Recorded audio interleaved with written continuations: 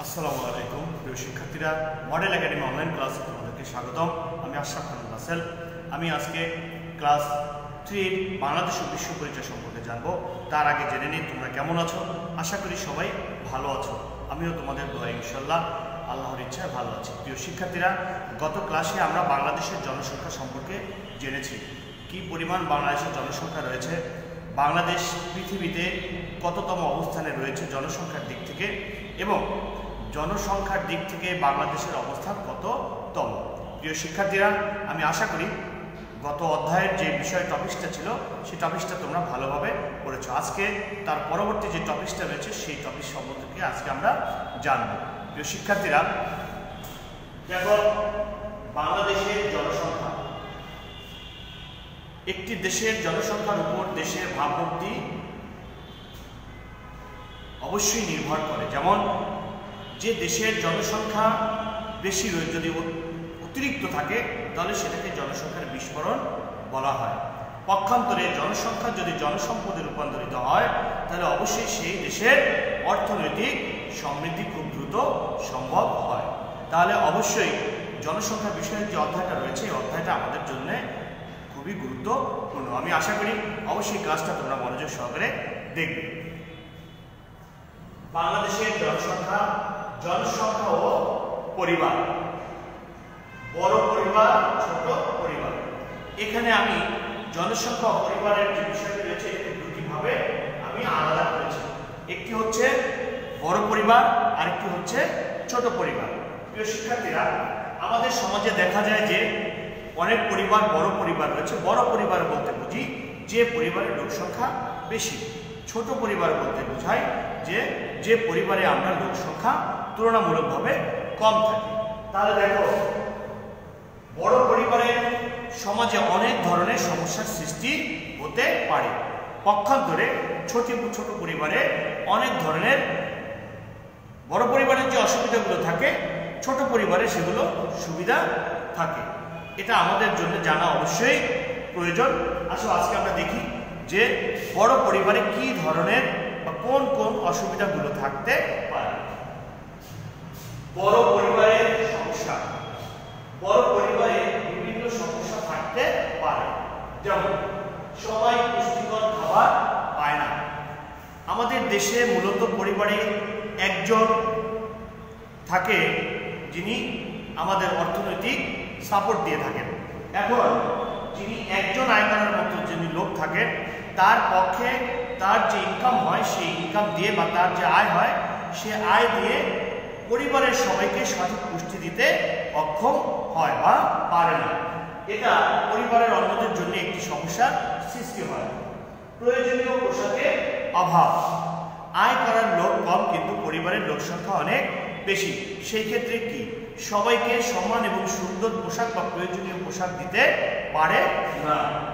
বাড়িতে থাকার জন্য যথেষ্ট স্থান, পরিবারের যদি লোক সংখ্যা বেশি হয় তাহলে বাড়িতে অবশ্যই বড় প্রয়োজন হবে, কিন্তু সব বড় পরিবারের একই ধরনের সুবিধা থাকে না। সুতরাং যে থাকার জন্য যে স্থান প্রয়োজন সেই স্থান দিতে অক্ষম থাকে। এটা একটি আমাদের জন্য বা আমাদের পরিবারের জন্য একটি বড় সমস্যা। ঘুমানো বা বিশ্রামের জায়গার অভাব দেখা দেয়। যেহেতু বড় পরিবারে বড় স্থান দরকার, সেই স্থান যদি দিতে না পারে সেখানে ঘুমানো বা বিশ্রামের জন্য যথেষ্ট জায়গা থাকে না, যা একটি বড় পরিবারের জন্য অনেক বড় ধরনের সমস্যা। বিদ্যালয়ে পড়ালেখার জন্য যথেষ্ট পরিমাণ বই খাতা পায় না। একটি পরিবারে যখন অনেক লোকজন থাকে, অনেক ভাই বোন থাকে, তখন কি হয়? তখন দেখা যায় যে বিদ্যালয়ে পড়াশোনার জন্য বা পড়াশোনা করার জন্য যেই ধরনের খরচগুলো আমাদের প্রয়োজন হয়, যখন আয়ের লোক মাত্র একজন থাকে তখন সবাই সম পরিমাণ সেই সুযোগটা পায় না। সবাই সমানভাবে বই খাতা পায় না, সবাই সমানভাবে সেই সুবিধাগুলো দিতে পারে না, যা একটি বড় পরিবারের জন্য খুব বড় ধরনের সমস্যা। বড় পরিবারে ময়লা আবর্জনা বেশি হয় এবং বিভিন্নভাবে পরিবেশ দূষিত হয়। একটি বড় পরিবারে এখানে সবকিছুই বেশি প্রয়োজন হয়। খাবার দাবার বেশি প্রয়োজন হয়, জায়গার বেশি প্রয়োজন হয়, আনুষঙ্গিক যে কাজগুলো আছে সব কিছুই বেশি প্রয়োজন হয়। সুতরাং কি হয়, সুতরাং সেখানে সেই জায়গাটা নোংরা হওয়ার একটি সম্ভাবনা থাকে, ময়লা আবর্জনা হওয়ার একটি সম্ভাবনা থাকে। যেখানে ময়লা এবং দূষিত হওয়ার একটি সম্ভাবনা থাকে সেখানে রোগ জীবাণু ছড়ানোর সম্ভাবনাটাও অনেক বেশি থাকে। তাই কি হয়, খুব সহজেই সে অসুস্থ হয়ে পড়তে পারে। আর যখন তারা অসুস্থ হয়ে পড়ে তখন তারা সঠিক চিকিৎসা দিতে ব্যর্থ হয়। প্রিয় শিক্ষার্থীরা, বিষয়টি খুবই গুরুত্বপূর্ণ। আমরা আশা করি এই বিষয়টি অনুধাবন করে আমরা ইনশাআল্লাহ সামনের দিনগুলো চলব। এরপরে দেখা গেছে বড় পরিবারে এই ধরনের অনেক সমস্যা দেখা দেয়। বড় পরিবারে এই ধরনের অনেক সমস্যা দেখা দেয়। ছোট ভাই বোনদের দেখাশোনা করতে হয় বলে মেয়ে শিশু পড়ালেখা করতে পারে না। এটা কিন্তু আমরা নিজেরাও দেখেছি।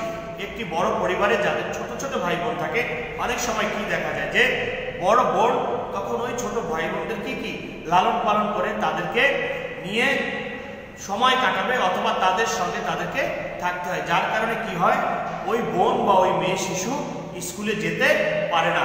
এটা সমাজের জন্য, পরিবারের জন্য একটি বড় ক্ষতি, এমনকি ওই মেয়ে শিশুটার জন্য সবচেয়ে বড় ক্ষতি। যেসব পরিবারের লোক সংখ্যা বেশি সেখানে ছোট শিশুরা অনেক সময় মা বাবার সাথে কাজে যায়। বিষয়টি খুবই গুরুত্বপূর্ণ। এটা দেখতে হবে আমাদেরকে যে পরিবারে লোক সংখ্যা অনেক বেশি থাকে, হয়তো একজন ইনকাম করে, সেই ইনকামে যখন একজন আয় করে, সেই আয়ে যখন সংসার চলে না, তখন কি একটু বড় বা বড় শিশুটিকে, পরিবারের বড় শিশুটিকে কি করতে হয়, মা বাবার সাথে কাজে যেতে হয়। যা আমরা এখনো অনেক সময় অনেক জায়গায় দেখে আসছি। যদিও অনেকটা পরিবর্তন হয়েছে, কিন্তু এর একেবারেই পরিবর্তন হতে হবে। তখন কি করে, পরিবারের যে বড় শিশুটি থাকে সে আয়ের জন্য মা বাবাকে সাহায্য করার জন্য মা বাবার সঙ্গে কাজে চলে যায়। সুতরাং সে স্কুলে আসতে পারে না, বা বিদ্যালয়ে যদি পড়ে তারপরেও সে কি করে, বিদ্যালয় থেকে ঝরে পড়ে যায়, যা একটি পরিবারের জন্য, যা একটি সমাজের জন্য খুব খারাপ লক্ষণ। ফলে তারা ঠিকমতো বিদ্যালয়ে আসতে পারে না, অসুস্থ হলে সঠিক চিকিৎসা পায় না। তাহলে প্রিয় শিক্ষার্থীরা, আমরা আজকে দেখে নিলাম যে বড় পরিবারে কি কি ধরনের অসুবিধা থাকতে পারে। আর ছোট পরিবার হলে বড় পরিবারের যে অসুবিধাগুলো রয়েছে, ছোট পরিবারের ঠিক তার উল্টোটা, ছোট পরিবারের ঠিক সেই সুবিধাগুলো দেয়া সম্ভব। প্রিয় শিক্ষার্থীরা, আমরা আশা করি এই ক্লাসটা আমরা মনোযোগ সহকারে দেখব এবং আগামী যে ক্লাসটা হবে সেই ক্লাসটা হবে এই অধ্যায়ের পরের টপিকটি নিয়ে। এই করোনাকালীন সময়ে সবাই আমরা স্বাস্থ্য মেনে চলব এবং স্বাস্থ্যবিধি মেনে চলে ঘরে থাকার সবাইকে পরামর্শ দিচ্ছি এবং সবাই কোনো জরুরি কাজ ছাড়া বাইরে বের হব না। প্রিয় শিক্ষার্থীরা, সবার সুস্বাস্থ্য কামনা করছি। ভালো থেকো। আবার দেখা হবে আগামী ক্লাসে। আসসালামু আলাইকুম।